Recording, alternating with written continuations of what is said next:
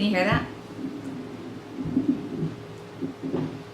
That is go keep yourself occupied while mom is filming. I'm really hoping that's not the sound of melted popsicle being run into the floors. So welcome back to my channel, guys. This is Jen from House of Littles, and today I'm going to be participating in an open collaboration video started by Mommy Mia Homeschool Chronicles. I will link her channel below.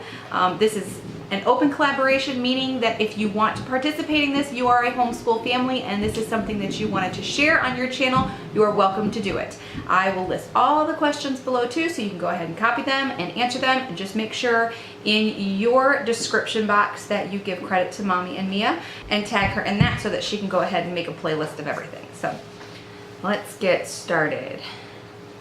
So I've got my handy dandy little sheet here, so I'm going to be looking at that for my notes. Number one, how many children do you homeschool and what are their ages? I include all my kids in my homeschool, even though Evie is our youngest and doesn't really do any formal homeschooling with us. I don't have a formal curriculum for her. She's 2 right now. She'll be 3 going into our next homeschool year. We have Wyatt, who will be 12, Jackson will be 7, Caleb will be 6, and then Evie will be 3. I say going to be because their birthdays are all June, July, August, and everybody's done before we start. Number 2, what is your homeschool schedule like? Is it regular, year-round, full-time, part-time, etc.? Whoops, let's turn that off. We homeschool full-time, but we only do school Monday through Thursday. I use Friday as an extra catch-up day if we need to, or if we had a field trip or any kind of co-op activity, then I will just move that schoolwork onto our Friday day so that we're not missing as much. Our co-op does meet on Fridays 2 to 3 times a month, depending on how many weeks are in that month, and that is on Friday. When there are 2 semesters in our co-op, we've got a fall semester and a spring semester, and each semester, I believe, has 6 classes in it, so we don't meet as often, but I do count those as school days in our normal school year. Number 3, do we take a summer break or do we have a homeschool summer schedule? We have a light summer schedule. I plan stuff to do in my planner. I've got one section where I plan everything that I want to get done in that homeschool section, and then I just plug it into whatever day it works on, and I just carry that note over. I use abrasible pens and everything. I use these. These are, what are these? Pilot friction ball. I love them. They're erasable. They come in lots of colors. I use these so that I just move over into my planner for whatever day that fits, because we have so much stuff going on. It's just easier to plug it in wherever it fits, wherever we happen to be home, because we do so much gardening at our church and our community garden and with our own backyard homestead. It's impossible for me to limit myself to this must be done on Monday, this must be done on Tuesday, Wednesday, and so on. So I just make a list, and I just plan on getting it done throughout the week, whatever day that ends up being. Sometimes my husband will work on Saturdays, so sometimes we'll get schoolwork done on Saturdays. It just depends what our week looks like for that week. I also do a lot of activities in the summer. We still carry on with field trips, and I do more lap booking and unschooling and notebooking stuff, just to keep them learning. And we do always do at least 3 days of math, and we read every day. So that's kind of like what our summer schedule looks like. Number 4, when coming off of summer break, do you find it difficult to get back into your regular schedule, or do you have a method that helps you ease right into your regular homeschool schedule? Okay, so when we were taking summers off and we were doing your typical August to May, September to June kind of schedule, yes, it was very difficult to get back into the swing of things. My kids do a lot better with a set schedule no matter what is happening in their lives, whether it is school or it's summer or whatever is going on. They need to have some kind of structure. My kids just work better. I work better. Everybody works better when we have some kind of set schedule. It doesn't have to be exact in the summer, but it has to be. We still have the same chores. We still get up at the same time, roughly, unless we have a special activity like, 4th of July fireworks, or we're outside catching fireflies until 10 o'clock or something. But once we switched to year-round schooling, it became a whole lot easier to transition into. So what we do for year-round schooling is we take a break when we need it. So if we're doing 4 weeks of school and we decide, oh, we need a break, let's take a week off and let's just go do fun stuff, we will do that. We can do that because we can catch up later. But since we do everything year round, even though it lightens up in the summer, it is easier once fall hits and it is a new school year. We've got new curriculum and everybody's moved up to the next grade level. It is a lot easier just to add an extra day than it is to go from 0 to 5 or 0 to 4. It's a lot easier and it's a lot smoother, and I don't have to worry about waking people up and getting them on their right sleep schedules and their right meal schedules, and they're just used to doing this year round. I work better, they work better, and I'm more productive. If I have a set schedule, I can be more productive in my housework, in my homesteading, in our volunteer work at our church, and anything else that we have going on. Structure works best for us, so that's what we do. Okay, number 5, when homeschooling multiple children, what advice can you offer other homeschoolers in regards to teaching and planning for different age levels, including caring for a child who is not homeschool age? Okay, this can be tough. This is probably one of the hardest things that I used to struggle with.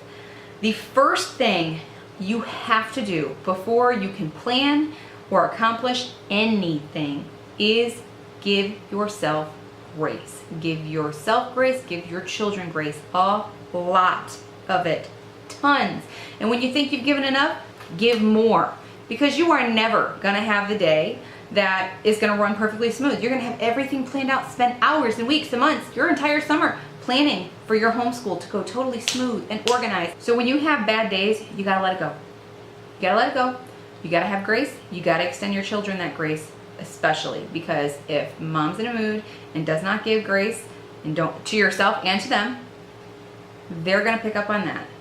They're not gonna enjoy schooling, and it's gonna make your teaching life a whole lot harder. It's gonna make your homemaking life a whole lot harder. You have to start with grace. So you're full up on grace now, right? There are 3 things that I do. Sometimes I do one, sometimes I do all of them. It just depends on our day and on our schedule. Number 1 would be schedule big, intense activities or lessons for when your littles are sleeping. This will give you more focus time, your older ones more focus time, and you can get through it a lot faster and learn a lot more, be a lot more productive, and it'll stick in the brain better.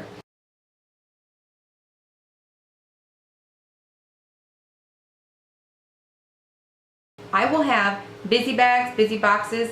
Look it up on Pinterest. You will be overrun with ideas for it. There's tons. And there's some great channels out there that have fantastic, that are all just preschool and kindergarten, that have amazing activities and ideas for that stuff. So get yourself some busy boxes and bags and set up maybe a couple spots and corners that have activities ready to go. Some painting, if you don't trust them with painting, Play-Doh. I know some moms that do like buckets of rice and corn and beans that they can drive trucks and cars and scoop and pour and stuff through. Not me personally, because if I did, my children would have rice and corn and beans in every single corner of this house. The second thing that I do is, if that's not working and you can't get stuff done, your schedule just goes crazy, or it's a beautiful day and everybody's distracted and has cabin fever, go outside. Homeschooling is portable. You can take everything but the kitchen sink outside and you can do it out there. If we're doing reading, we take a blanket outside, they lay under the tree and we read. Or if we're gonna do art, we can bring it outside. Yeah, it's stuff to clean up, but you know what? I will take the cleaning if I can get the focus outside.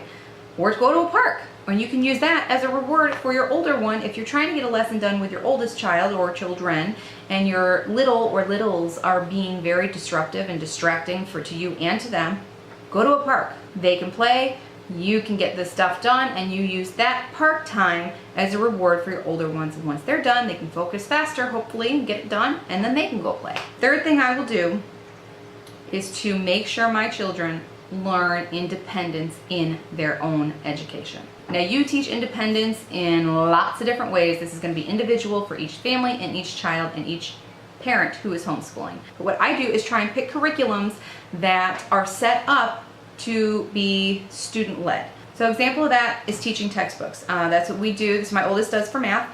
And when he does that, all I do is give him the computer, and he goes and he sets it up and he puts his headphones on. He can drown out the sound. It doesn't matter what's going on around him. I just try and keep them in a different room, or I put him in a different room. I'll put him upstairs in my bedroom, shut the door, and we've got the whole rest of the house to do whatever I need to get done with the little ones, or get housework done, or we go outside.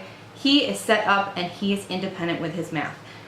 90% of the time, he does not need my help because it is a very good and thorough teaching system, and if he needs to go back and learn something again, he just rewinds it and he's set. In planning for curriculum, try and get curriculum that is all in one. Now, what do I mean by all in one? Mystery of History. You can teach all of your children in one book. A couple of weeks ago, I did a year in review on Mystery of History. I will throw up an iCard so that you guys can go check out that video.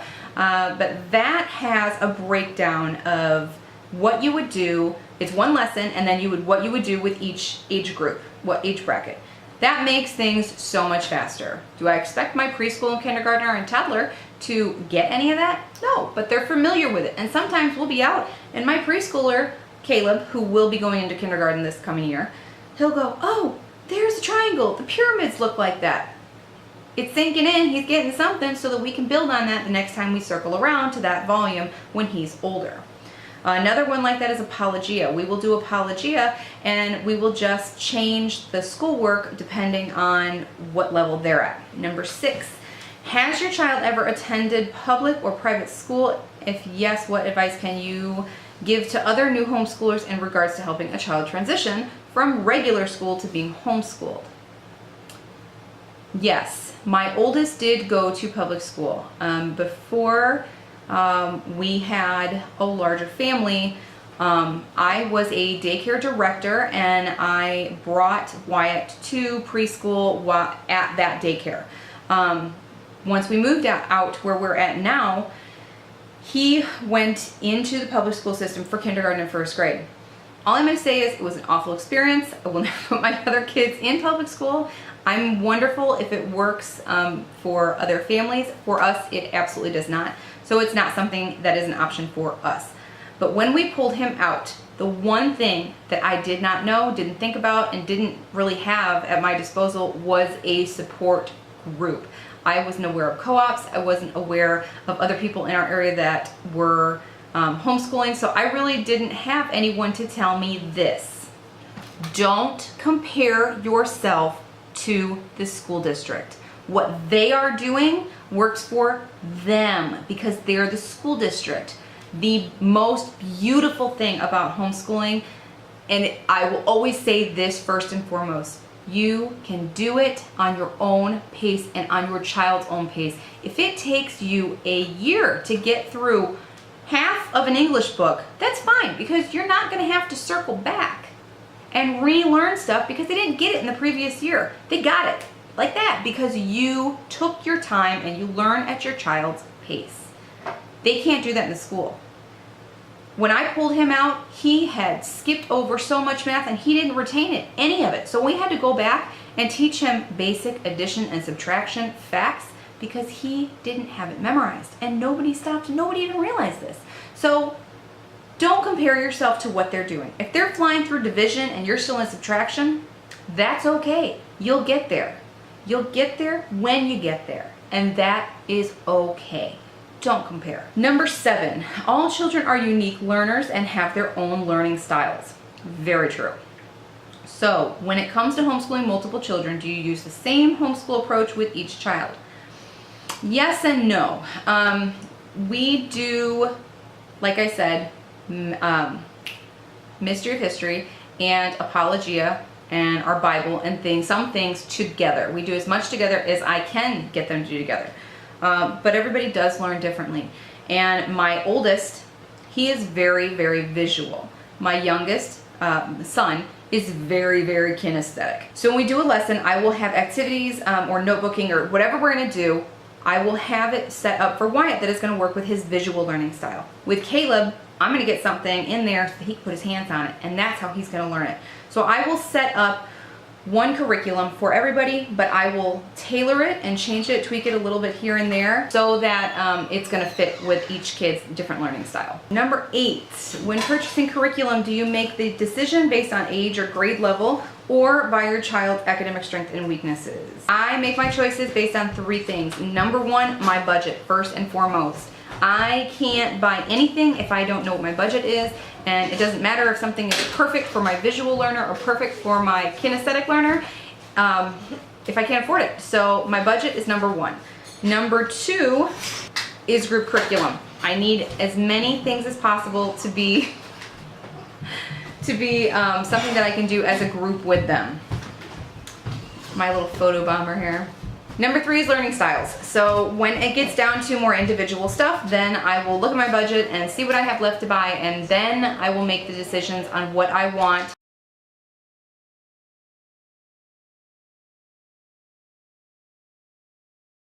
When we're having a bad day, sometimes you just have to scratch the day. Sometimes you have to say, forget it, and throw your hands up and change the tone. Because for us, our number 1 goal with our homeschool is a love of learning. I want my kids to have a love and a thirst for learning throughout their entire lives. I don't ever want them to stop learning. If my attitude is such that I am frustrated, overwhelmed, angry, emotional, whatever, they're gonna be too. I don't want to pass that off. I don't want them to learn that. They're going to learn to hate learning. They're not going to want to have anything to do with school. So if it is a bad day and we cannot push through it, sometimes I throw my hands up and I say, we're done. But I say it to myself. I don't say it to them, because I don't want them to think that being overwhelmed and frustrating and having a bad day equals we're giving up. Because you know they're going to do it all the time, right? That's what kids do. We're not going to do that. I'm not going to teach them that. So what I do is I set small goals. I will say, instead of having 2 pages of math, we're going to finish this little half-page section, and once we meet that goal, we will stop. We will be done for the day. I will sneak other things in later. I will sneak in art if we have art. We'll do a lot more PE for that day. We'll do a lot more reading. We will do unschooling. We will learn in some way. If we still do some learning in our state, that still counts as long as they are learning. We'll go on a field trip, we'll watch documentary, we'll do an experiment, something. We will do something and change it up so we're learning in a different way, maybe not just sitting down doing that rote work. Number 10, from your point of view, what is the hardest thing about homeschooling? Balancing the rest of my life. It is really hard for me to give 100% to everything I do. Some people would say then I have too much on my plate. I am known for this. I take on too much. And when I don't have lots of things on my plate and I feel like, oh, I totally have things managed, then I take more things on. And then I get overwhelmed again. Doing it right now. Trying to find balance for me starts with planning and more planning. Do you know how many planners I have? 4. I've got a planner for life, a file of facts that goes with me everywhere, so I have life with me. I have a garden planner. I have the community garden planner. I've got a meal planner. I have a budget planner. I have got everything so planned that I cannot forget everything, because if it goes in my brain, if it pops in there, I got a brain dump somewhere. I have to get it out. If I don't get it out, it will be gone. And it could be something very important, like the water bill. I forgot to pay the water bill. You see what I mean? I didn't write it down on the big calendar. I didn't pay it. It's 2 days late. Now I have a late fee. Number 11, what is your own homeschool philosophy? Fruit of the Spirit. That is our philosophy, to follow the fruit of the Spirit. Love, joy, peace, patience, kindness, goodness, gentleness, faithfulness, and self-control. We have that in several parts of our house. It's everywhere. I have it everywhere. And if I'm struggling with it, it goes on my hand. I put it in my planner. I put it in my big planner that stays home, my file of facts that comes with me. We feel that if you are practicing your fruit daily, if you are working to achieve the best fruit that you possibly can, that you will be successful. And the last question, number 12, what is your motivation and what keeps you going and stops you from giving up? My kids. I want them to love learning. I want them to have an education and a life from the beginning based in Christ. That is our goal. We want everything that they learn everything that they do within our homestead and within our home to be Christ-centered. And we just don't feel that that would happen in the public school system, and we can't afford private school. So that's what it is.